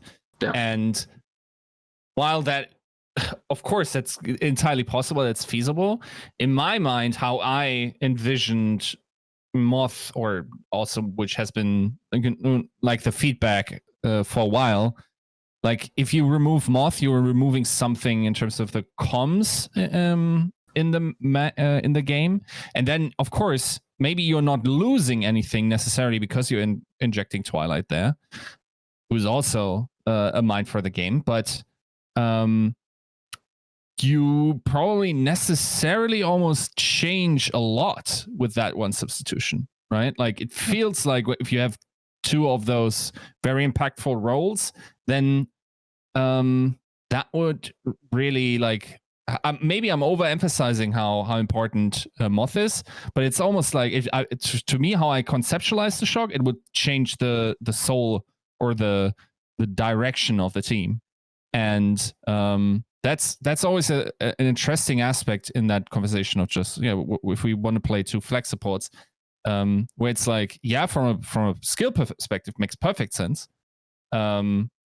I wonder just like what it means for comms and synergy and whatnot, right?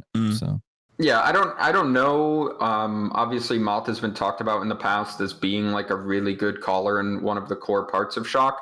I don't know how true that is today, one way or the other. It might still be the case. It might be less the case now, but I think a lot of teams will make that swap in specific situations if they do have two flex support players, particularly on maps that are very, very dominant for double flex support. Like think about maps like Rialto or Junkertown, for example, right? It makes a lot of sense to have, for example, a very mechanically proficient Zen and Baptiste. And the main support players are just going to have way less hours on those heroes than those top tier flex support players. So that makes a lot of sense to me. I'm more thinking about their tank line with like Super and Smurf, for example, where both of those are very, very good players, but they don't have that flexibility to be able to play different composition styles when they have like those players in. And then Ons, obviously having an extremely limited hero pool. I would even say it's extremely surprising to me the gap between Ons' performance on Widow and then his performance on like McCree and Ashe. I don't know that there's another player that like their Widow is that good, but then their other hit scan is like nowhere near that same level. Not that Ons is like bad at Ashe, but like he is insane on Widow. And compared to like other hit scan Ashe players, I feel like he's just like pretty normal. So yeah, I think that maybe if they weren't able to rely so much on never having to change their comp, that they could get punished more versus like a team like Philly, which I think even though they do make swaps with players, it's almost because like they can, not because they have to. So that's right. Yeah. Fair. Who do you think is the best individual player in the Overwatch League right now?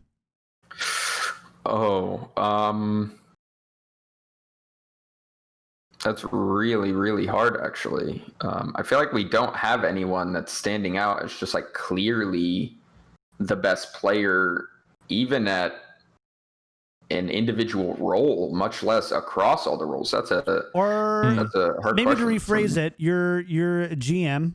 You're pick one, round one. Mm-hmm. Who do you pick? Carpet. That's an easy one. I pick Carpet. There you go, though. Do you have a front runner in terms of rookie of the year? Rookie of the year. He's uninhibited because there's no rookie on the Outlaws.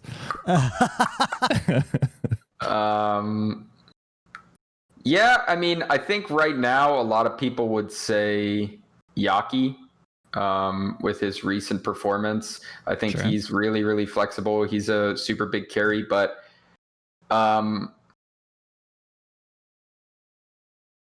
maybe Gangnam Jin.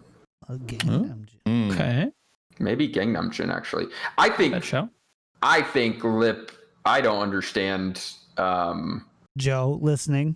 I don't understand why people think Lip is a very well-rounded like player that can compete for something like Rookie of the Year. I think his mechanical skill is really good, and he's shown a decent performance on some heroes, but I don't think that Lip is in the conversation with like the other like top 4, top 5 rookies. I think that that's a silly place to put Lip. I think he's very good at the heroes that he plays, right? But I think there are some very well-rounded rookies coming into the league, right? And even amongst hit scan, like I would take Eggsy over Lip easily. Like that's not even a question for me. I would probably to be fair, take he's Hisu. not playing right now, but yeah. Yeah. I would probably take Hisu over Lip. So get him, Joe. Yeah, Go, so Joe. I'm not there on the Lip as Rookie of the Year. I'm there on Lip being an impressive rookie, but there's a lot of impressive rookies. Oh yeah, this is a tough season. So that's my pick. Is it a thing of team performance that you would say Gangnam Jin over, for instance, Myeonbong? It's hero pool. I think Myeonbong is really good on Ana, but I think Gangnam Jin is similarly good on Ana and much better on Zen, much better on BAP. And I mean, maybe Myeonbong could like look better in a team that has like a better performance, but Gangnam Jin is one of those players that like when you play against him, when you prep against him, you're like, okay, remember they have Gangnam Jin. He does all this really weird stuff all the time and it works. And we just have to be ready for him to like go on some crazy flank or like into our team to nade 4 of us. And they win because he makes these plays. So he literally like, you have to prep against Gangnam Jin. And it's like, there's very few rookies in the league and very few flex supports of any tenure that make you feel that way. I think Gangnam Jin is very good.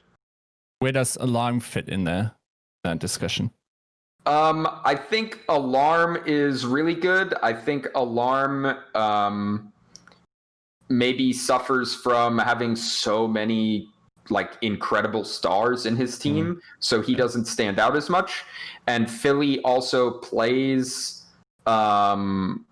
very much like for team value and team coordination, and not that Mayhem doesn't do that, but Mayhem, like even the strategies that they choose, they always lean into letting someone on the team carry, whether that's Yaki or BQB or Gangnam Jin. They always want to put one of those players in the position to be a carry for them, where when Philly decides they want to let someone carry, it's not Alarm. So he doesn't get to have that star level like look on him, but I think performance wise he is easily amongst the best rookies from this year. Interesting. Way above Lip. Joe, you can rebut. It's Dream. This isn't like some gas that we have to worry about. Oh man, he's never gonna come back on the it's Dream. Yeah. It's more with Lip that it's a combination of a lot of things. I would agree that I think I take him under in terms of mechanics with a lot of different people. The success that he's had relative to the expectation, I think, is very impressive. I would say that he still has like a pretty massive impact. Like he can still be pretty clutch. But the mechanic discussion like has me thinking. I mean, I think I just want to throw something out really quick about Lip's mechanics. Mhm. Obviously, especially on like Widow, for example, his mechanics are extremely impressive. And one of the things that I think has put him on so many people's radar is before the season started, unless you were hearing about the scrims that were happening in Asia, basically no one was expecting Lip to come in and be a good player. He was tearing things up even in the preseason scrims, and people were talking about how well he was doing, especially on Widow and Hanzo in the preseason scrims, right? But like when he was in Korean Contenders, that guy wasn't even good. Yeah. Like he was like below average. Like, especially when you compare him to another really good hit scan rookie coming in, like Ons. They were playing at the same time, and Ons was one of the stars in the league. It was like Ons and Climax before Happy joined were like these insane like Widow players before Edison's popping off, right? These insane Widow players. And Lip was just getting bullied all the time. He was not an impressive talent in Korean Contenders. To the point that it's kind of weird how well he is doing now. Yeah. So I think that if you want to look at it from defying expectations, that is somewhere where Lip kind of leads the pack, but that's just not something I really factor into a Rookie of the Year conversation, at least just personally. Yeah, that's very fair. And I'll also say, I think a lot of, especially the teams that were in Korea, like when I talk to the coaches, they will tell you that there's still, like from what they've seen to what they've seen in the Overwatch League, there's still a lot of room for improvement for Lip to actually get to that level. Maybe it's also a Hero Pulse thing in terms of like they're just not being that much Hanzo and Widow at all. So that's also possible that's part of the equation. But yeah, there's I think the amazing reputation that you that's sort of like happened before the season started framed the narrative for him. But then he also had some actually like tragically hilarious maps, especially these last weeks. Yeah. Like a Sumper performance on Oasis and even on Junkertown was bad, just frankly. Yeah. No, I agree. Yeah, And I think it's hard to give like Rookie of the Year to someone that has a very, very limited scope of effectiveness, unless they just get to play that all season long, right? Like Jonak, for example, in season 1, like the fact that he's an amazing Zen is great, but he probably doesn't get to be MVP if Zen is only good for one stage, right? He'd still be a really good player. He's still very good at Ana, but he's not like this viewed as this paradigm shifting player, right? And you know, Sinatra with MVP in season 2 gets this huge benefit of he's the best Zarya and he gets to play Zarya the entire season. Right. So if this was a season where you could play Widow the entire season, then I think Lip would be in the Rookie of the Year discussion. I just think because he has very limited, and Ons would be too, right? But I think because he has this limited effectiveness, it's really hard to give him that Rookie of the Year over like Gangnam Jin, over Myeonbong, where they can play multiple different heroes and be a superstar or at least a star in any meta, where I don't think Lip gives you that ability. Like you are not happy when it's a Sombra meta, when you have Lip on your that's team. very true. All right, softball on this one. If you could share spaghetti with any Overwatch League coach, Lady in the Tramp style, who would it be? Spaghetti with any Overwatch coach, Lady in the Tramp. I mean, it's got to be Chris from Fusion. Because I already do that with Arsha and Hureg on the weekly. Fair enough. So, but yeah, it's got to be Team Chris building. from Fusion. Yeah, I get it. Broaden those horizons. We actually both started coaching with British Hurricane like within a couple days of each other, and then he very quickly got yoinked to go join the Philly Fusion. Oh, by the way, that was my power flickering and my stream and computer not getting dropped because of my UPS that I bought like 2 weeks ago. So Nice. Papa bless. But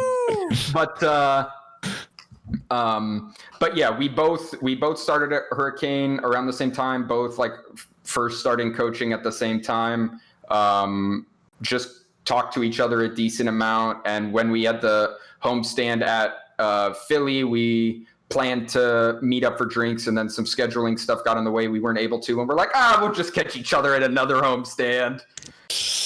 And then that didn't work out. Yeah. Unlucky, but yeah, probably Chris. Interesting. Every single place that you are in the same city, there's a DoorDash deliver with spaghetti, and you just never get to. Just waiting. Just never ends up happening. Oh man, I'm trying to think of what other ones we have. Do we have any other like good ones? I mean, the question in chat by Jin41, like basically, let's rephrase it to which team or player really surprised you? You like totally out of left field, didn't see that coming, even from preseason knowledge and stuff like that. Nico for sure, and I will publicly come out and say I had low expectations for Nico coming into the season. I felt that he was well past his prime, and that Paris was going to be in a very bad position until Sparkle showed up, and I could not be more wrong. And huge credit to Nico. And it's not like he's just like some old man that's like washed or whatever, but it's not a thing we've seen really in Overwatch for a player that has been around and is as much of an OG as Nico is to make such significant improvements late in their career. That's just not something that is precedented, in my opinion. I don't know if there's someone that I'm missing, if anyone can think of someone, but to me, Nico is by far the most impressive example of that. And that obviously huge credit to Nico for putting in the work and for learning and all that stuff in this situation. Being in Overwatch for so long, just getting into Overwatch League, it's so weird to think he's a rookie in the Overwatch League, and yet he's been around the scene for so long. But also credit to the Paris coaching staff. My understanding is that because of the majority of the coaching staff speaking Korean, and this is, I've heard this secondhand. I haven't heard this from anyone on Paris directly, but what I have heard is that the majority of the work that has been done with Nico coaching wise has actually been done by 9K, because of his ability to coach in English, obviously. So huge credit to their staff in general, but also to 9K and to Nico, for those two being able to work together, and for Nico to be able to pop off. I'm in a position where, to me, the heroes that Sparkle are really good at is like Doom, Pharah, and Genji. Bro, those heroes suck. You might not even need to play Sparkle. I actually feel that way. I don't know if Sparkle needs to play, bro. I cannot believe I'm saying that. Yeah. That's crazy. But I legitimately feel that way. And that's huge props to Nico, the whole Paris team, and the coaching staff. That easily the biggest surprise for me this season. And I'm happy to eat crow and to say that I was wrong with my expectations. Yeah. All right. It's a good one. I don't know how to ask this one. I think chat's just trolling us at this point. So I'm going to put the Do you want me to ask it? Yeah, go ahead. All right, Dream. Since you have been power ranked to all hell this season, I want you to power rank us as hosts and co-hosts of Tactical Crouch. It's only fair. Do you guys really want me to answer this? I'll answer. I have no problem answering this. Do you really want this answer? Bring the heat. I want to listen to it. Yiska John Joe. Yes. I'll take it. You asked for it, Joe. Right. You asked for it. Hey, no, I'm about it. No follow-up. I will take second place. I will take second place. No follow-up. And I will hang up on you if you try. There you go. Yeah. All right, man. The power rankings of owl casters and analysts. No, that's mean. That is mean, chat. Don't be mean. This is kind of a good one. DK. I think a lot of people are really high on DK right now. Obviously, we discussed a little bit about the Fuel Houston match there, but do you think, do you have any coaching spidey senses as to why we didn't see that decay on Gladiators, whereas now we see that on Fuel? I mean, the biggest thing I can say is that I think he's just one of those players that really grinds a lot, and both mechanically, but also just watching his own play and watching players that are good play. Like, you don't see the level of improvement that Decay has shown, honestly, even from his KDP days going into Gladiators, and then again from Gladiators coming into Fuel. He's been improving for a really long time in Hero Pool and in like peak performance on new heroes. So I think it's just Decay is one of those players that grinds really hard and is always looking to improve, and he will continue to improve until some sort of brick wall happens. But I don't expect that to happen soon. I think he's just a very self-motivated, self-driven player that knows what he needs personally to improve. Yeah. I mean, Wolf made a great point as well. Very, very similar and kind of evident to what you're saying. Like, back in the day, like, he was kind of criticized for not having a Widow, and now look at the performance he can put on with the character. So it's the improvement arc is definitely there. Definitely has put in the work. He even had this weird thing on Genji on KDP where he could only play it on one map. He could only play it on Anubis. And anytime he played it anywhere else where he didn't have all these preset positions to play on Genji, he just fed. He was bad. But on Genji or on Anubis, his Genji was like insane. And everywhere else was terrible. And it was so weird. He was just a weird player, man. And he just really put his nose to the grindstone and did what he needed to do and improved, and that's super, super admirable. And he's done it for multiple years on multiple rosters with multiple coaching staffs. Yeah. And the factor in all of those situations is Decay. And so I think we just have to point to him and give him the credit for that. John, I know you want something. I'm gonna give it to you, but you gotta throw it back, okay? There you go. I got one. I think I got the ending question. You got the ending. Okay. I know you've been a big proponent of Glister. Yes. Yes.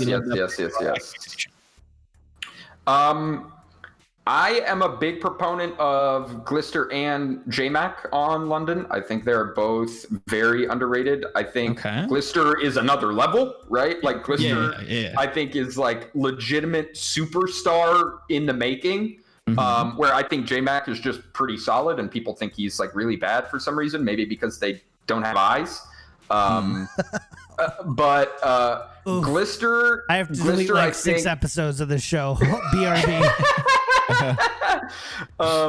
Glister, I think, has just struggled from London not having a strong identity as a team. So that the fact that he's a flex god and can play everything is almost working to his detriment as far as how he looks, because whatever hat he needs to wear, the team is like, oh, well, Glister can do it.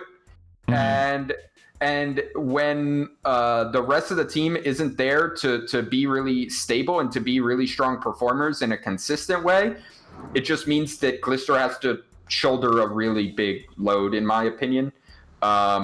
So I would love to see if they do hone in on an identity or a style throughout the rest of the season, see kind of the reins come off of Glister a little bit and see what he can do later in the season. I still think he's got a lot to show us, even this year.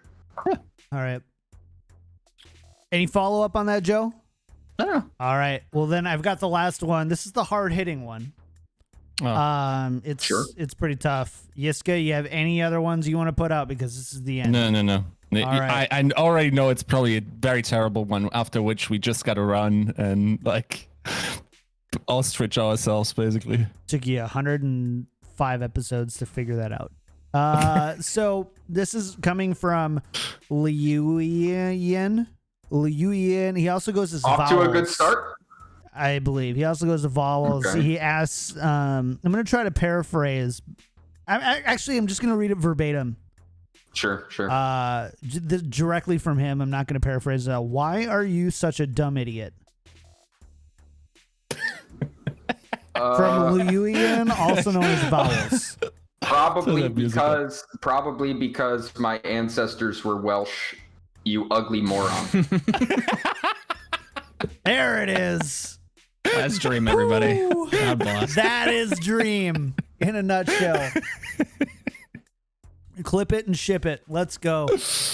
Oh, man. Chat, thank you so much for hanging out. I hope you had a fun time today on this beautiful Wednesday. Sorry the launch ended up getting canceled. I'm not happy about it, so I'm wearing my Yiska shirt, which you can get, by the way. Wait, I didn't even realize there was a mid-show wardrobe change. We got some production value going on here. What? Really? That's the production value? Jeez. All right, I'm going to go unphotoshop all these things. I was wearing mine recently to the bakery. There were two dudes just going like pointing towards me, and I'm like, yeah, I'm the person that wears myself on my shirt. Why not? All right. Yeah. Why not? But I hope you really enjoyed this episode. We do have a pretty cool announcement. On Monday, we have a coach for the GM, right? GM for the Florida Mayhem. Yeah. Is coming on the show. Nice. He's going to hang out. So we're going to keep, the goal is we've got this 3-week break. And all of a sudden, all the Overwatch League coaches are like, hey, I can breathe. Like, they come up for water, and then we're like, give us an interview. And most of them are like, okay. So they are. So stop slapping me. Yeah, so really. Little self-plug there. I gave Mayhem a lot of credit going into the season. I gave Mayhem a lot of credit before the May Melee. I've been arguing with people that they're a top 3 team in NA for the last month. So I'm really, really excited to see Albert come on the show. I think what he's done to turn that franchise around is super impressive, and I'm really interested in what he's going to say. It's going to be great. That's going to be Monday at noon Pacific time, twitch.tv/KickedTripod. Hopefully we know if we're a partner by then. Before we do all the shout-outs and the normal closeout stuff, Dream. First of all, message to the Houston Outlaws fans out there, the pew-pew anti-uppers. Any message for them, and of course then just shout-outs. Let us know where people could find you and stay connected with you beyond the show. Obviously, for our fans, thank you so much for the support. We wouldn't be able to do this for a living without our fans, so we all thank you so much for the support. Obviously, we're trying to show you the performances that you guys deserve. I think we're getting closer, but I'm really glad that despite us having a not so great performance so far this season, we still have great viewership, great support from the community, all that stuff. So thank you so much. Please just bear with us a little bit longer, I promise. And then general shout out stuff. Just check me out on Twitter, just Dream Overwatch, and on Twitch, Dream_Overwatch. I've been doing VOD reviews the last few days of May Melee matches. That will continue. I will do some later today. So if you want to watch some VOD reviews of those May Melee matches, you just head to my Twitch or head to my Twitter, and I also post all the VODs on YouTube as well. And it's really insightful. We used to, before you were a coach in Overwatch League, we didn't do it as many times as I would like, but we would, there was a few times where you let me be privy to some of your VOD review and explanations. And I hang out whenever you stream it. Super insightful. I always look at the game completely differently after I get done hearing you talk about the game, and then I realize how a coach, an Overwatch League caliber coach and analyst, understands the game compared to my little smooth round peanut brain. So you need to go check those out. I really appreciate it. They're really good. Thank you. You need to move your webcam. Your webcam border is slightly off the stream right now, so you need to move that over to the left. Okay. Thank you. I appreciate it. The production tips are basically all I can offer you. That's all I can do. Hey, I appreciate it. Yeah, right. We should play some TFT soon, by the way. It's been a while. Yes, I'm so excited for the mid-set patch. They're doing all these crazy changes. They're taking out voids. They're taking out Valkyries. I'm so pumped. Huge. Maybe we'll do a TFT podcast. We've got Valorant now between Joe, Yiska, and I. Let's just do TFT. Let's do the big three. It's not the big three. The big three. I think I'm probably allowed to go on a Valorant themed podcast, but I would love to talk about Valorant. I'm definitely having a lot of fun watching and playing that game, so that's something I'd be happy to talk about anytime. Yes, sweet. Let's do it. All right. Let's do it this way. Joe, new patrons. Who do we got? New patrons. We have Kyle S and Stephen W. Thank you for your support and your patronage. Love you. Patron producers. Joe, I'm gonna let you say it. I say patron producers every time. We had Yiska try to do it last week. You do it this week. Who are our patron producers? Thank them, and then tell them where they can. So our patron producers, the people who patronize us the most with the biggest hearts, are Battle Crab, Pin, Lulshin, Charlie L, Audio Compass, Porkchop Sammy, Kasha67, Coochie Kopi, Chara, Picasso, Nathan, Your Misery, Hunter Jane, Reeve Bean, and Rex Zane. Thank you so much. You are the people who bring us the news and all of our other stuff. Appreciate you a freaking ton. Yeah. Patreon.com/tacticalcrouch. We have the game night on Friday after Spike Drop, which records at noon. On Friday at 2 p.m., we're going to be doing a patron game night. Anybody is welcome to come. We get lots of really cool people who stop by and play some games with us. And so we'd love you to be one of them. That'll be at twitch.tv/KickedTripod. And to support the show, go to patreon.com/KickedTripod or subscribe to the stream right here. Twitch.tv/KickedTripod. Yiska, who subbed during the show today? I'm prepared this time, John. Are you proud of me? I gave you like 3 minutes, dude. I don't like any slow, Fair enough. slower reaction, and I won't say it. Never mind. Any slower reaction. The only slower reaction I've ever seen is you playing Valorant and holding an angle. New subs. Lucid128, Voyager Overwatch, Citric Lucas, Kenobi Cast, what up Kenobi, and Shumi26. I'm just muting you for the rest of the show. That's 2 weeks in a row now. You've been muted. How does that feel? It's been muted. It's just like, 2 shows. Something right. When did Yiska just become rude boy? It's true. Thank you, new subs. We really appreciate you a ton. Y'all are the best. Yeah, we got them all. If you like the show, go to iTunes, leave a 5-star review as well. We appreciate it a ton. And you guys are all great. We're going to be right back after the music for a brief post show. We went really long today, especially at the end. I apologize. Some people are like, I like the longer show. Hopefully during the break, we can get away with the longer shows. And actually, we don't apologize. We don't apologize. Get used to it. Listen to something else. I don't care. I don't work for you. I love that energy. I don't work for you. You're not my mom. Thanks, chat. We love you. We'll be back right after this, and stay tuned.